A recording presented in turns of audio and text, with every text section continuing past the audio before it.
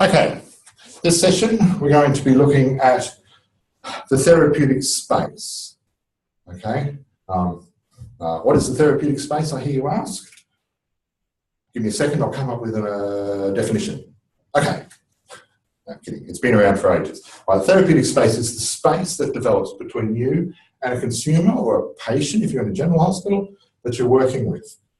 It develops between you, and it's part of the human interaction. It's part of what makes human beings, when they're together and present in the moment together, they develop a relationship, right? They develop this space between them, and it becomes almost its own entity.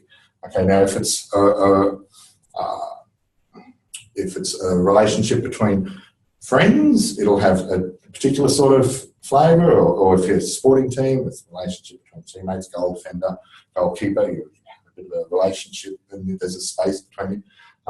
In a therapeutic space, it is there so that there is therapeutic gain. Okay, that's the nature of therapeutic space. It is there for the consumer to gain therapeutic advantage and therapeutic progress. Okay, a positive upshot is that the nurse who's working with them also gains something out of it. You can't not gain something out of a good therapeutic interaction. It's good for the soul. I won't digress. Okay, so therapeutic space. So here we have a person. Okay, now it's not the whole person. It's just their ego. This is the bit we've got to work with. Right? It's the part of them that they're presenting to the rest of the world. Right? It's the person's ego. And they're sitting on a terrible drawer, sitting comfortably with their oversized feet and their undersized arms, sitting in a chair, having a chat. Chat, chat, chat, chat, chat, chat, chat. Good Lord. Okay, so here we have a person sitting, having a chat with another person, a therapeutic chat. What's a therapeutic chat? We might talk about that at another stage.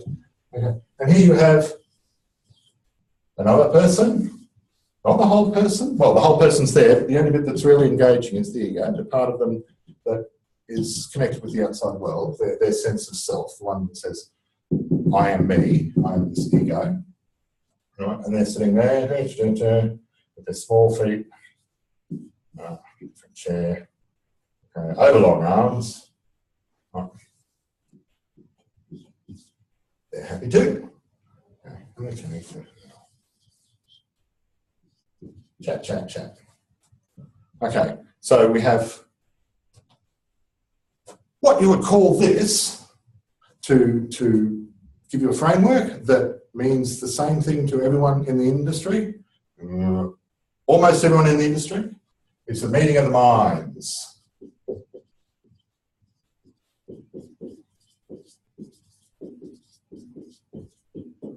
Okay, meeting of the minds, meeting of the minds. This may not be a meeting of the minds. This may be somebody going through the motions. Okay, for example, let's just say this one is the nurse or the recovery support worker or the consumer recovery companion or the cleaner. This could be the consumer or the patient or the client, whatever you want to call it, okay? And we're meeting today to talk about how to spend your day, right? Since their life changed, they were at uni, they dropped out of uni, now they're trying to rebuild a life, find purpose, find a reason to get out of bed in the morning. We all need a reason to get out of bed in the morning. Okay, so they're talking about things, they're explaining and they're talking about stuff. Now, if the person who's supposed to be engaging with them is there in the moment, they'll be listening and reflecting back and paraphrasing and using all those little micro communication skills to ensure that they've understood the message, right? So that this person feels heard, this person hears accurately because they check, right?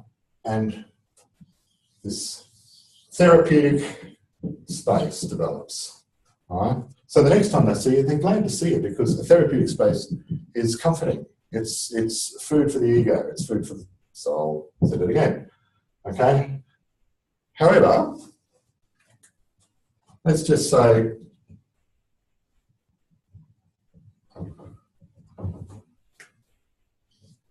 same scenario, but instead of being there in the present, listening and engaging and using all those micro communication skills, what about they're distracted?